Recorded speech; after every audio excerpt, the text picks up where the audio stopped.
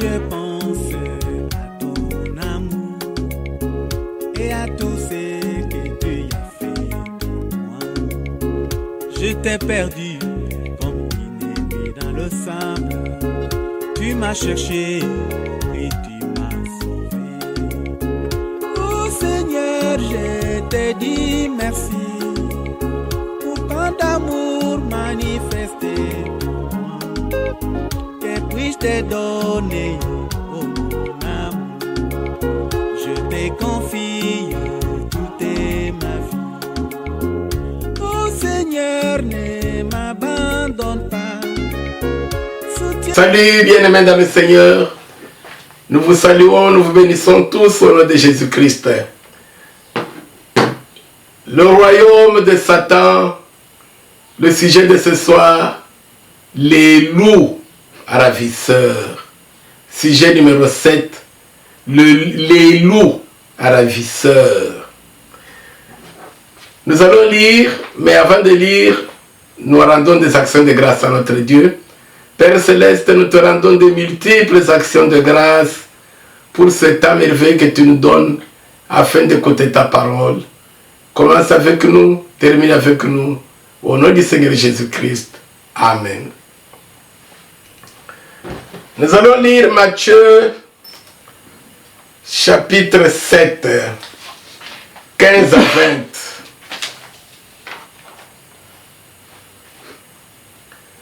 Matthieu 7, 15 à 20.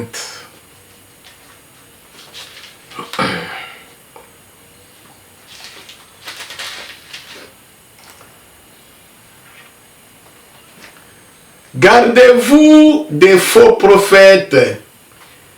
Ils viennent à vous en vêtements de brebis, mais au-dedans, ce sont des loups ravisseurs. Vous les reconnaîtrez à leurs fruits.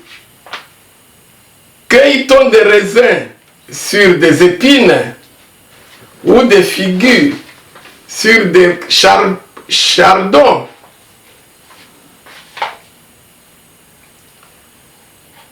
Tout bon arbre porte de bons fruits, mais le mauvais arbre porte de mauvais fruits. Un bon arbre ne peut porter de mauvais fruits, ni un mauvais arbre porter de bons fruits. Tout arbre qui ne porte pas de bons fruits est coupé et jeté au feu. C'est donc à leurs fruits que vous les reconnaîtrez. Amen. Nous allons ajouter Philippiens chapitre 2, verset 21.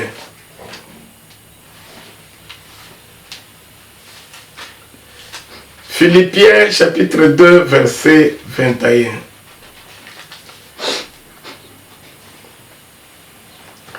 Tous, en effet, cherchent leurs propres intérêts et non ceux de Jésus-Christ. Amen. Les loups ravisseurs.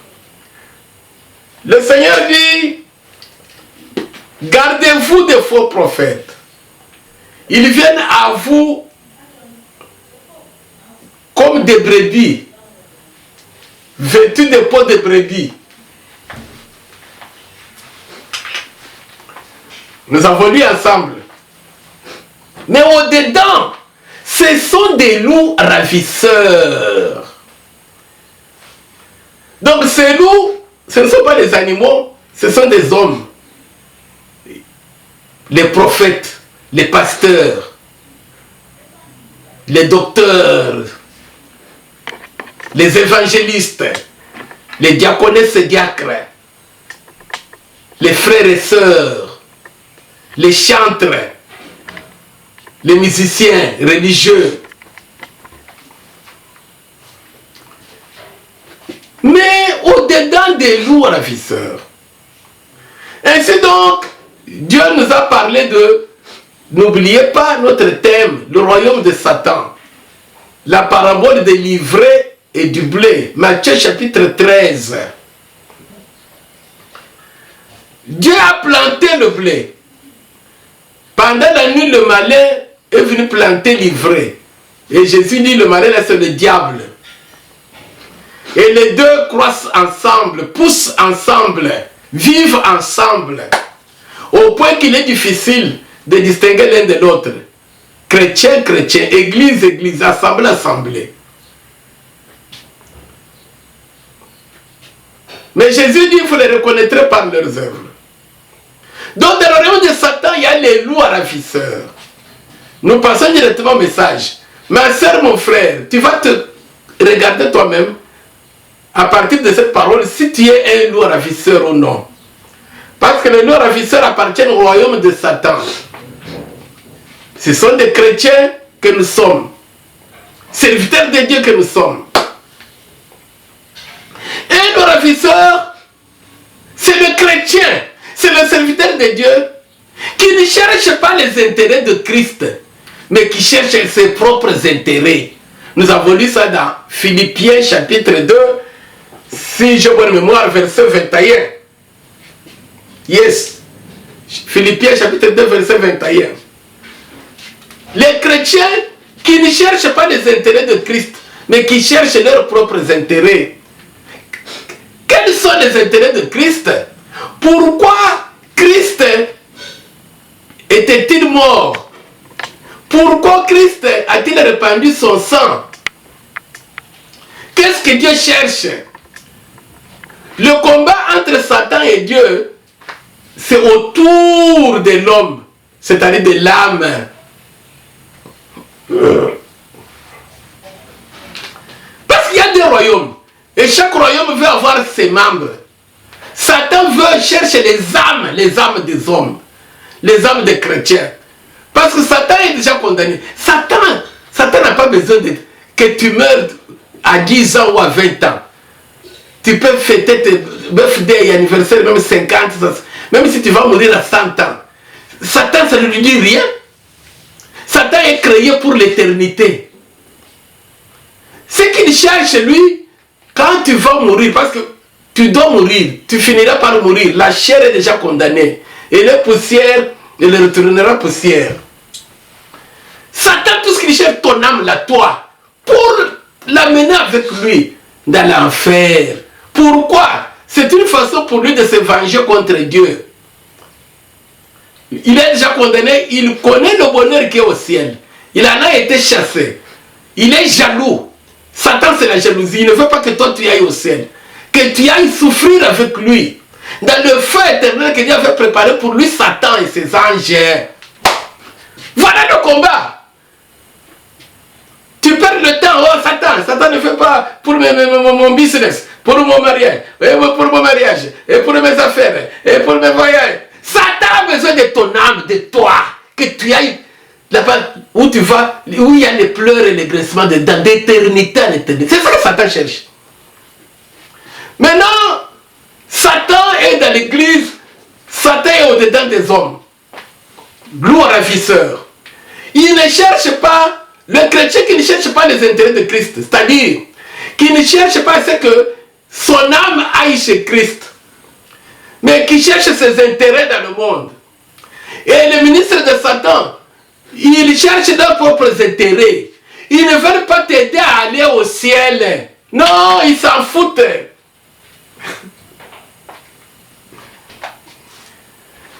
Le chrétien ou le serviteur de Dieu qui aime encore le monde, qui vit de la même manière qu'il vivait quand il était païen, il s'est repenti dans la bouche, mais le cœur, Jésus dit au-dedans, dans leur cœur, ce sont des loups ravisseurs. Au cœur, il est encore païen. Voilà un loup ravisseur. Il travaille pour ses propres intérêts de la chair, mais pas pour les intérêts de Christ. Les intérêts de Christ, Christ a besoin de ton âme pour aller au ciel. Les intérêts de Christ, Christ a besoin des âmes des chrétiens pour aller au ciel. Mais ces serviteurs de Dieu là-bas travaillent pour leur ventre, pour leurs intérêts. Ils s'en foutent de votre sort pour aller au feu ou non. Voilà les loups ravisseurs. C'est-à-dire, ils aiment encore le monde. Ils ne marchent pas à nouveauté de vie. Voilà l'ivraie. Le blé, un enfant du royaume de Dieu, qui n'est pas un ravisseur, c'est celui qui par contre il aime Dieu. Après avoir cru en Jésus-Christ, il marche à nouveauté de vie. Il a changé de vie. Il est né de nouveau. La Bible dit, si quelqu'un confesse de sa bouche que Jésus est Seigneur et croit dans son cœur que Dieu l'a ressuscité des morts, il sera sauvé. Les non-ravisseurs confessent par la bouche que Jésus est Seigneur. Au nom de Jésus, les miracles. Nous prions Jésus. Nous sommes les serviteurs de Jésus. Venez, on va prier Jésus. Mais dans leur cœur, les non-ravisseurs, ils travaillent pour leurs propres intérêts de la chair. Voilà pourquoi ils ne marchent pas à nouveauté de vie. Le sujet d'aujourd'hui, un non-ravisseur, c'est celui-là, le chrétien, qui aime encore le monde et il ne marche pas par conséquent en nouveauté de vie. Il n'est pas encore né de nouveau. Il est chrétien par la bouche. Par contre, celui qui est dans le royaume de Dieu, le blé, c'est le chrétien qui aime Dieu de tout son cœur, de toute son âme, de tout son esprit, de toute sa force. Et par conséquent, les choses anciennes sont passées. Toutes choses sont devenues nouvelles. Il marche à nouveauté de vie. Il est né de nouveau. Voilà la différence. Ils sont dans le même champ. Le blé et l'ivraie. Dans le même champ. L'ivraie et le blé, quand ça pousse l'herbe, c'est semblable. C'est semblable. C'est difficile de distinguer l'un de l'autre. Mais par les fruits, tu vas voir, ça c'est le pain. Ça c'est le pain. Et les gens peuvent manger. Mais l'ivraie c'est le poison. Ainsi donc, bien-aimés dans le Seigneur, nous tous nous appelons chrétiens, nous appelons serviteurs de Dieu. Pourquoi il y a des scandales et des scandales? Pourquoi il y a des abominations dans nos églises, dans nos assemblées, dans notre vie chrétienne? Pourquoi nous vivons pire même que les païens? Oh, il y a l'ivraie. Pas de nouvelle naissance. Chrétiens dans la bouche que nous sommes. Nous sommes ce que nous étions. Nous aimons encore le monde. Voilà pourquoi il n'y a pas de nouveauté de vie. Mais si réellement tu es un enfant de Dieu, et moi je suis un enfant de Dieu, aujourd'hui à partir de cette parole, commençons à chercher les intérêts de Christ, le salut de nos âmes. Toi qui es serviteur de Dieu, commence aujourd'hui à chercher les intérêts de Christ, le salut des âmes, de ceux à qui tu prêches la parole. Si tu fais le contraire, tu es un ravisseur qui travaille à ses propres intérêts, qui travaille pour son ventre. Voilà pourquoi aujourd'hui, bien-aimés dans le Seigneur, des scandales et des scandales. Pourquoi? Parce que nous n'avons pas encore changé de vie. Nous marchons comme nous marchions avant de croire en Jésus-Christ. Nous n'avons pas encore, nous ne sommes pas encore nés de nouveau. Le baptême, ce sont des formalités. Et ce sont des paroles. Être chrétien, des formalités. Mais le cœur est encore incirconcis. Voilà un loup ravisseur. Ainsi donc, je vous ai donné le sujet. Et pour bien le comprendre, nous allons lire Acte 19, 13 à 20. Le sujet, c'est quoi? Les loups ravisseurs, ce sont les ministres de Satan, ce sont les enfants de Dieu, les serviteurs de Dieu, qui cherchent leurs propres intérêts et non pas les intérêts de Christ. Comment tu sauras que tu cherches tes propres intérêts et non les intérêts de Christ? Depuis que tu as cru, tu ne marches pas à nouveauté de vie.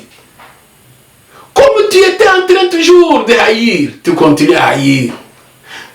Comme tu étais en train de calomnier, tu continues à calomnier. Comme tu étais en train de convoiter, tu continues à convoiter. Quand bien même tu ne peux pas le faire publiquement, dans ton cœur tu le fais. Voilà pourquoi il y a des scandales parmi nous les chrétiens. Mais celui qui, après avoir cru, marche à nouveauté de vie, les choses anciennes sont passées, toutes choses sont devenues nouvelles. Pourquoi? Parce qu'il aime Dieu de tout son cœur. Il marche en nouveauté de vie. Voilà celui-là qui est la brebis du Seigneur. Voilà celui-là qui est le blé. Nous allons lire Actes, pour bien comprendre, chapitre 19, 13 à 20.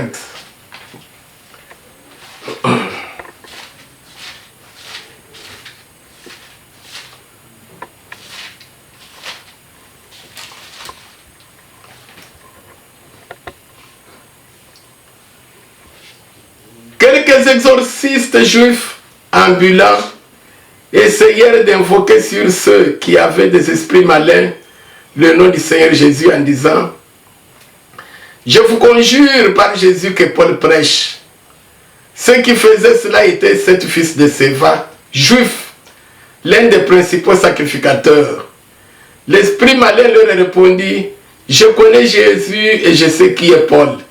Mais vous, qui êtes-vous? Et l'homme dans lequel était l'esprit malin se lança sur eux, se rendit maître de tous deux et les maltraita de telle sorte qu'ils s'enfuirent de cette maison nus et blessés. Cela fut connu de tous les Juifs et de tous les Grecs qui demeuraient à Éphèse. Et la crainte s'empara d'eux tous. Et le nom du Seigneur Jésus était glorifié. Amen. Bien-aimés dans le Seigneur, les lois ravisseurs, ce sont des serviteurs de Dieu, ce sont des hommes de Dieu, ce sont des chrétiens, chrétiennes, qui travaillent pour leurs propres intérêts et non pour les intérêts de Christ, à savoir le salut des âmes, des hommes. Non. Jésus a dit: je vous envoie, soyez mes témoins, prêchez la bonne nouvelle pour que les hommes soient sauvés. Aujourd'hui, nous ne faisons pas les disciples de Jésus, nous faisons déjà les membres, les fidèles des hommes. Ça, c'est mon église, c'est le fidèle de mon église. Et toi, j'ai appris hier que tu es allé prier chez l'autre là-bas. Et ça, c'est... moi, j'ai 300, moi, j'ai 200. Voilà, voilà les lois ravisseurs. Nous n'avons plus en tête les intérêts de Christ. Non, non. Ce que nous cherchons, ce sont nos intérêts.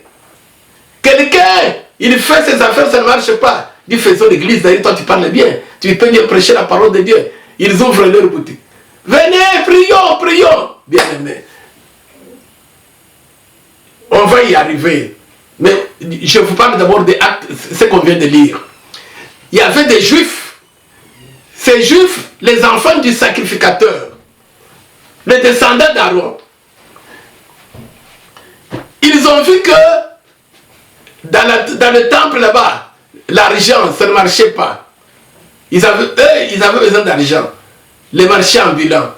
Maintenant, ils vont se promener là-bas. Venez, venez, au nom de Jésus, qui a l'esprit ici de sécheresse. Nous allons chasser le célibat, qui a l'esprit de maladie. Mais ils avaient vu Paul prêcher, Paul opérer des miracles. Et ils n'avaient pas besoin de la parole que Paul prêchait. Tout ce qui les intéressait, les miracles là que Paul faisait. Maintenant, il faut qu'il y a des démons. Venez, on va chasser les démons. Au nom de Jésus que Paul prêche. Au nom de Jésus que Paul prêche. Et Dieu a semé la confusion dans leur camp. Pourquoi? Parce qu'ils travaillaient pour leurs intérêts, pas pour les intérêts de Jésus que Paul prêchait. Non! Et c'était pour leur ventre. C'était pour leur ventre, pour leur ventre. Va aux feuilles, ça te regarde. Voilà pourquoi c'est toujours prions, prions pour la fin de l'année, prions pour l'année 2025, pour que Dieu te donne le succès, pour que tes affaires aillent de l'avant. Ils ne te diront jamais prie, prie pour ton âme, prie, prie pour la crainte de Dieu. Toi qui es chrétien, mais tu es toujours menteur, tu es toujours voleur, tu es toujours escroc. Non, non, non, non, non, non. Fais ce que tu veux, fais ce que tu veux. Ce qu'ils cherchent eux, te distraire pour que leurs intérêts soient préservés et que toi, que tu ailles au feu ou non. Comment ils n'ont pas de souci d'aller au feu parce qu'eux-mêmes n'ont pas besoin du ciel. Ils travaillent pour leurs intérêts, pour leur ventre. Faisons attention, bien-aimés. L'affaire existe. Ainsi donc, ces juifs, Dieu a semé la confusion. Un démon qu'il chassait là-bas, esprit malin, leur a dit, je connais Jésus, je sais qui est Jésus. Et je sais qui est Paul. Mais vous, qui êtes-vous? Vous dites au nom de Jésus que Paul prêche, sortez. Jésus que Paul prêche ne s'habille pas comme vous habillez. Toi, une femme, tu t'habilles comme un homme. C'est pas ça que Jésus que Paul prêche. Jésus que Paul prêche ne s'enivre pas comme vous enivrez. Jésus que Paul prêche ne travaille pas pour l'argent, mais vous travaillez pour l'argent. Oh, bien-aimé dans le Seigneur, les démons, un seul homme, les a battus, ils sont sortis nus et blessés.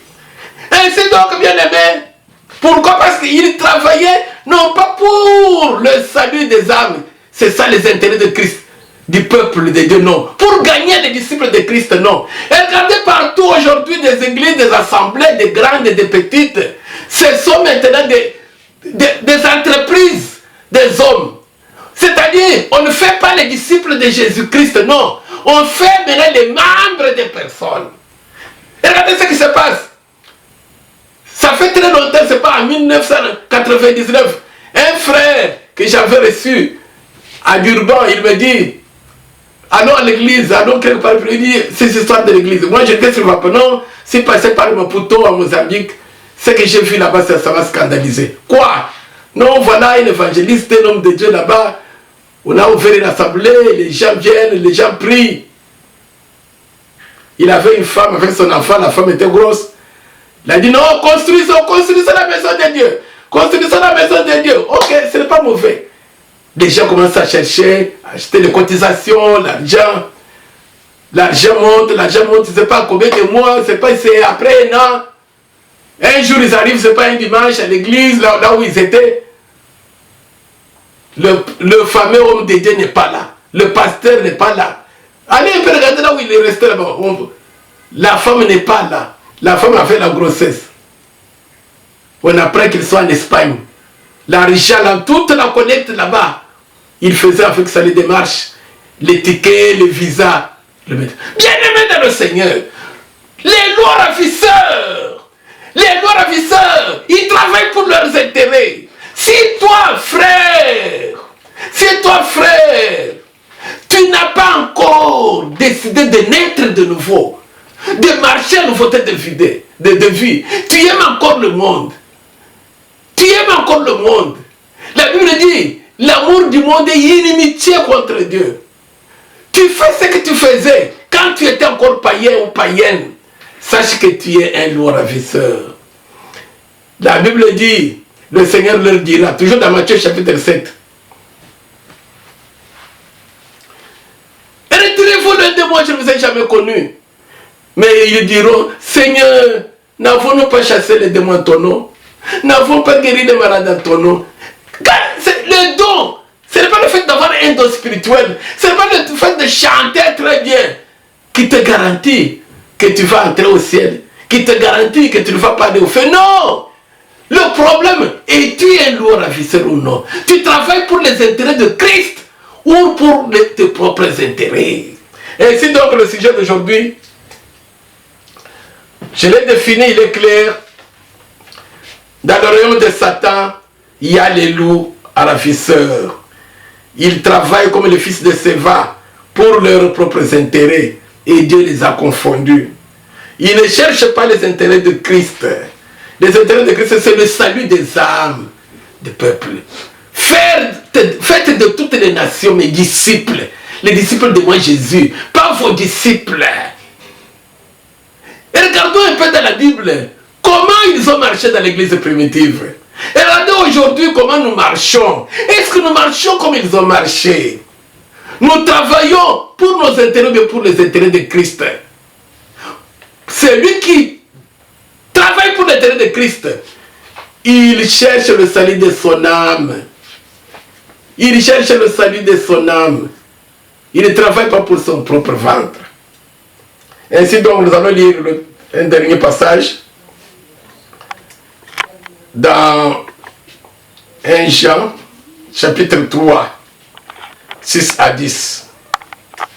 Vous pouvez retenir Les lois ravisseurs, ils ne sont pas encore nés de nouveau, mais ils sont chrétiens.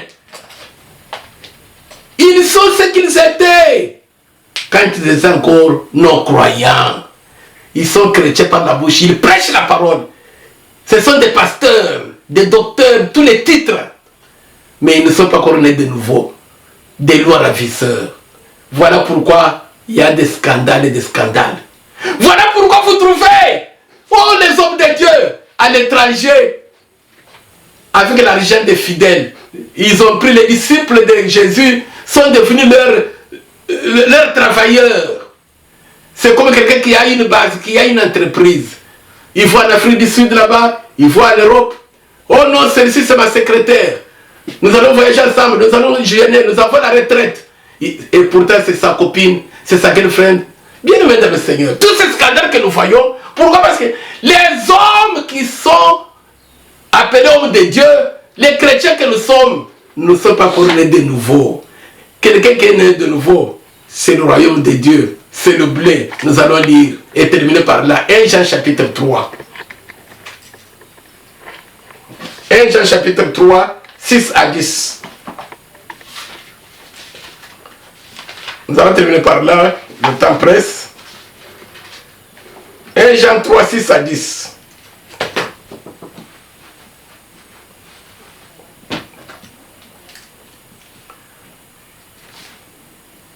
Quiconque demeure en lui ne pêche point.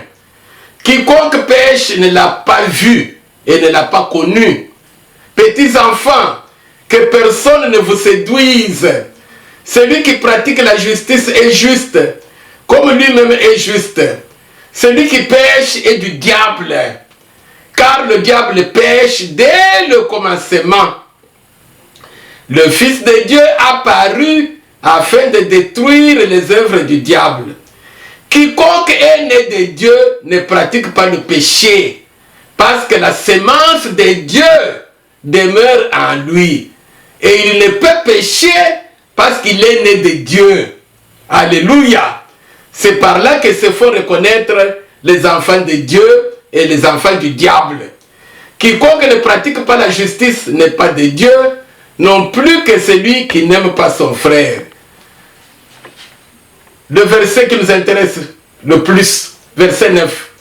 Quiconque est né de Dieu ne pratique pas le péché, parce que la sémence de Dieu demeure en lui et il ne peut pécher parce qu'il est né de Dieu. Alléluia. Les loups ravisseurs, ce sont les chrétiens qui n'ont pas la sémence de Dieu, qui n'ont pas la sémence du blé. Ils ont la sémence de l'ivraie. Ils ne sont pas nés de nouveau. Alléluia. Mais celui qui n'est pas loup ravisseur, nous venons de lire, il ne pratique pas le péché. Pratiquer le péché, c'est-à-dire vivre la vie du péché. Tu n'as pas changé. Tu n'es pas né de nouveau. Tu ne marches pas en nouveauté de vie. Tu peux tomber dans le péché. Tu peux commettre une transgression. Tu te repens, tu pleures, Dieu te pardonne. Mais pratiquer le péché, c'est-à-dire tu vis le péché. Comme tu es le même hier. Comme tu étais hier. Tu es encore le même aujourd'hui. Tu es chrétien par la bouche. Non, bien-aimé dans le Seigneur. Voilà. Dieu nous exhorte, bien-aimés, à ne pas être un loup ravisseur, à ne pas travailler pour nos intérêts, mais les intérêts de Christ, le salut de l'âme, le salut des âmes. C'est ça la sémence de Dieu. Que Dieu vous bénisse.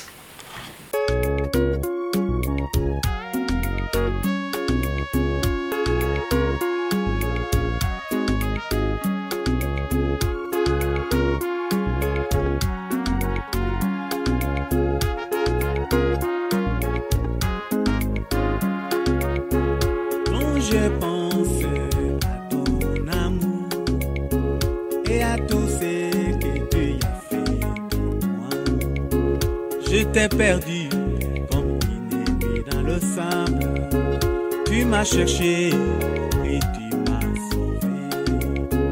Oh Seigneur, je te dis merci pour tant d'amour manifesté. Que puis-je te donner, oh mon amour? te confie toute ma vie. Oh Seigneur, ne m'abandonne pas.